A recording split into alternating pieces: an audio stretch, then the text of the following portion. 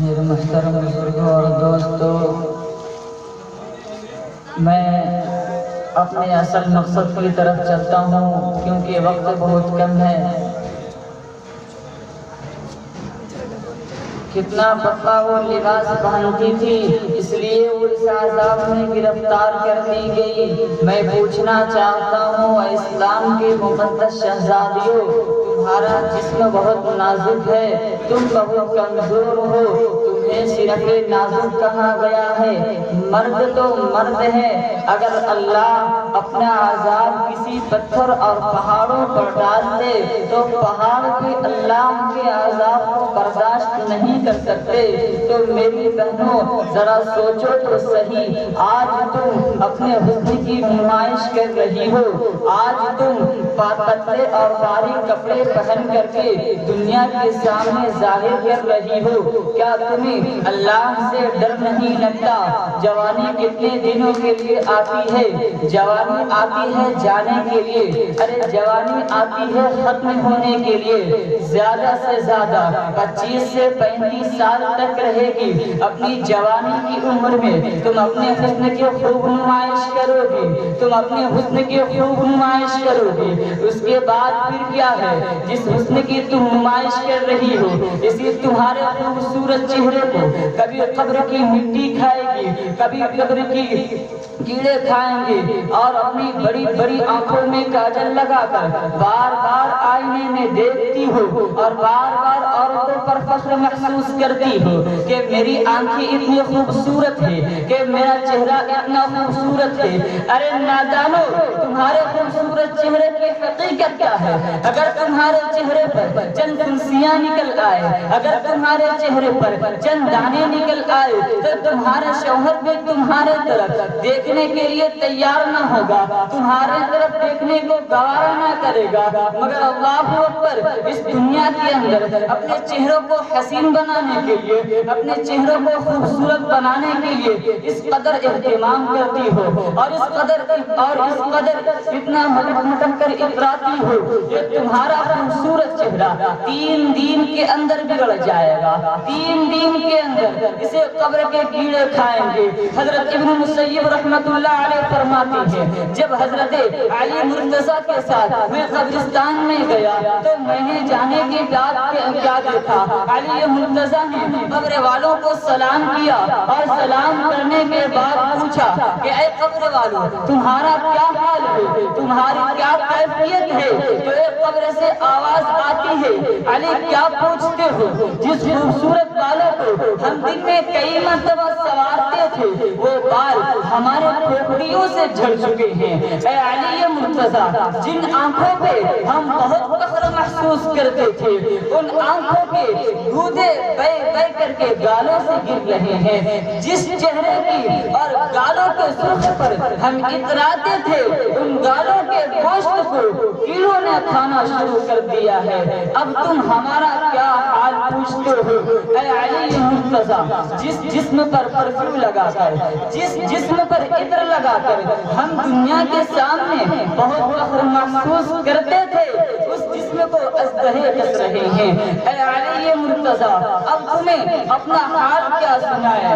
اے اسلام کے مقدس شہزادیوں، اپنے بڑے بڑے بالوں کی نمائش کے لیے تم اس قدر اہتمام کرتی ہو، تم اس قدر سرگردہ نظر آتی ہو، مگر اللہ اکبر، یہ تمہاری ارمان قبر میں جھڑ جائیں گے، یہ تمہاری آنکھیں قبر کی بچھو کھائیں گے۔ اور اللہ کے رسول صلی اللہ علیہ وسلم نے تو یہاں تک فرماتے ہیں کہ آج عورتیں اپنے حسن کا غلط استعمال کر کے کبھی کسی غیر محرم لڑکے سے محبت کا پیغام دیتی نظر آتی ہے، اور پیار و محبت کے نام پر اجنبی لڑکوں سے دوستی کرتی نظر آتی ہے۔ دوسرے مردوں سے تعلقات قائم کرنا تو بڑا جرم ہے۔ ایک مرتبہ اپنا ہاتھ کسی دوسرے مرد کے ہاتھ میں اپنا ہاتھ دیا ہوگا تو اس عورت پر اللہ اس کی قبر میں 99 سانپ کو مسلط فرمائے گا، اور اس میں سے ایک سانپ کی طاقت کا عالم یہ ہوگا کہ اگر وہ سانپ دنیا میں سانس لے لے تو اس کی سانس کی گرمی سے پوری دنیا کے انسان مر جائیں گے۔ اگر وہ سانپ اپنی دم کو پہاڑ پر مار دے تو پہاڑ بھی ریزہ ریزہ ہو جائے گا۔ ایسے طاقتور 99 سانپ کو اس عورت پر مسلط کیے جائیں گے جس نے ایک مرتبہ اپنا ہاتھ کسی غیر مرد کے ہاتھ میں اپنا ہاتھ دیا ہوگا۔ اور آج کل یہ باتیں بھی سننے میں آ رہی ہے کہ آج بچیاں سج دھج کر اسکول اور کالج کا رخ اس لیے کرتی ہے، الا ماشاء اللہ، میں سب کی بات نہیں کرتا کہ لڑکے انہیں دیکھے، ان کے طرف متوجہ ہو، ان کے طرف راغب ہو۔ اللہ کے رسول صلی اللہ علیہ وسلم نے فرمایا کہ میں نے معراج کی رات ایک منظر دیکھا کہ آگ کی کینچی سے کچھ عورتوں کی جلدیں کاٹی جا رہی ہے، کچھ عورتوں کی آگ کی کینچی سے جلدیں کاٹی جا رہی ہے۔ جو خواتین آپریشن کو جانتی ہے یا جن کا آپریشن کسی مقام پر ہوا ہے یا انہوں نے آپریشن کے داستان کو سنا ہوگا تو انہیں معلوم ہوگا کہ جب ڈاکٹر کسی کی جلد کاٹتا ہے تو پہلے اسے بے ہوش کرتا ہے، پھر بڑی نزاکت کے ساتھ ہلکے دھیرے دھیرے انداز میں کاٹتا ہے، پھر جب انسان کو ہوش آتا ہے تو انسان کتنا تڑپتا ہے، ارے کتنا بے چین ہوتا ہے، کتنا بے قرار ہوتا ہے۔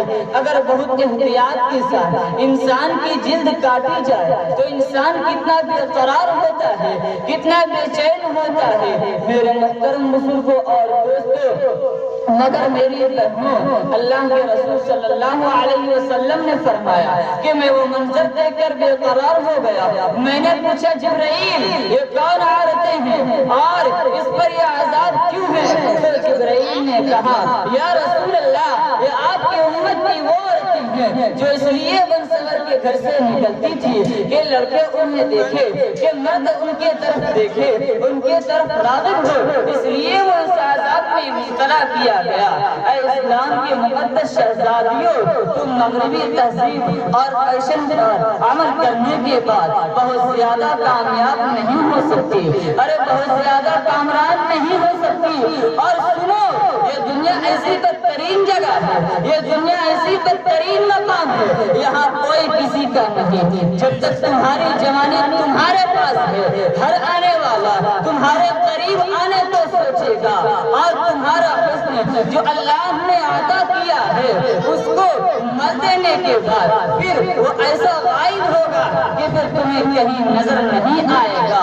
اور آج کل یہ باتیں بھی سننے میں آ رہی ہے کہ ایک عورت شوہر ہونے کے باوجود دوسروں کی طرف نگاہ کرتی ہے، ارے دوسروں کی طرف دیکھتی ہے، کبھی کسی کے بہلانے پھسلانے پر، کبھی کسی کے زیور کے لالچ دینے پر، کبھی دولت کے لالچ دینے پر، کبھی کاروں اور بیگ پر گھومنے کے لالچ دینے پر عورتیں پھسل جاتی ہیں۔ دراصل غلطی عورتوں کی نہیں ہے، اس لیے کہ یہ بیچارے ناقص العقل ہے، بہت جلدی کسی کے پھندے میں آ جاتی ہے، بہت جلدی کسی کے بہلانے پھسلانے پر آ جاتی ہے۔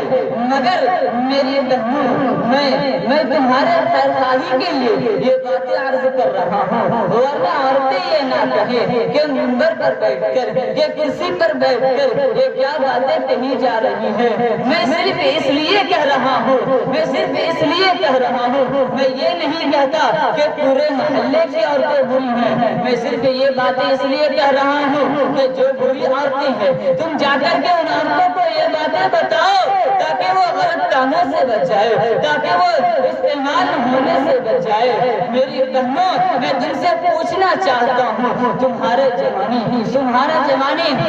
تمہارے پاس زیادہ دن تک رہنے والے نہیں ہیں، زیادہ سے زیادہ 25 سے 30 سے 35 سال تک رہے گی۔ اور سنو، عورتوں کا سب سے بڑا زیور، عورتوں کا سب سے بڑا زیور عورتوں کی شرم و حیا ہے۔ جو عورت جتنی باحیا ہے وہ عورت اتنی زیادہ معزز ہے، وہ عورت اتنی زیادہ مکرم ہے۔ اور سنو، اگر تمہارا شوہر غریب ہے، اگر تمہارا شوہر بہت نادار و مخلص ہے، تب بھی اسی شوہر کے ساتھ وفاداری کرو، اس کے ساتھ غداری مت کرو، چاہے کتنا ہی وہ انسان دولت کا لالچ دے، کتنا ہی زیور کا لالچ دے، کتنا ہی کاروں اور بیگ پر گھومنے کی لالچ دے، کبھی کسی کے طرف نگاہ اٹھا کر نہ دیکھنا، اس لیے کہ اگر کسی دنیا دار انسان کے لالچ میں پھنس کر، اگر کسی کے زیور کے لالچ میں آ کر تم اپنی آبرو کی سودا کر بیٹھے گی، تم اپنے آبرو کی سودا کر بیٹھو گی، ارے سب کچھ چلا جائے گا، دنیا میں عزت بھی چلی جائے گی، اور آخرت میں تم جہنم کا ایندھن بنو گی۔ اور اگر تم نے اپنی عزت کو سنبھال کر رکھا، اپنے حیا کو سنبھال کر رکھا، اپنے غریب شوہر کے ساتھ وفاداری کے ساتھ، اپنے غریب شوہر کے ساتھ وفاداری کے ساتھ رہتی ہے، تو میرے آقا فرماتے ہیں اگر ایسی عورت میرے غریب شوہر کے ساتھ وفاداری کے ساتھ رہتی ہے تو ایسی عورت کو اللہ میری بیٹی فاطمہ کے ساتھ بغیر حساب و کتاب جنت میں داخل فرمائے گا۔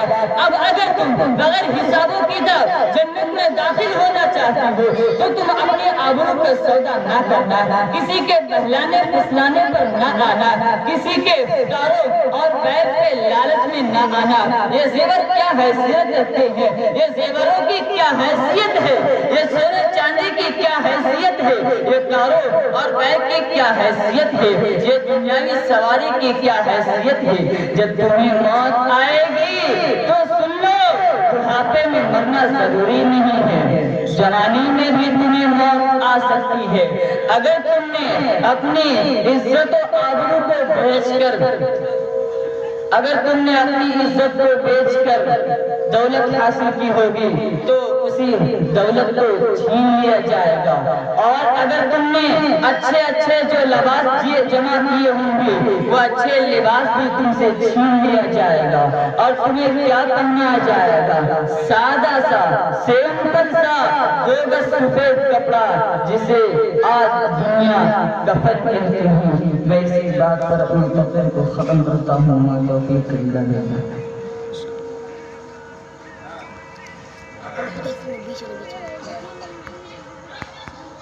ماشاءاللہ۔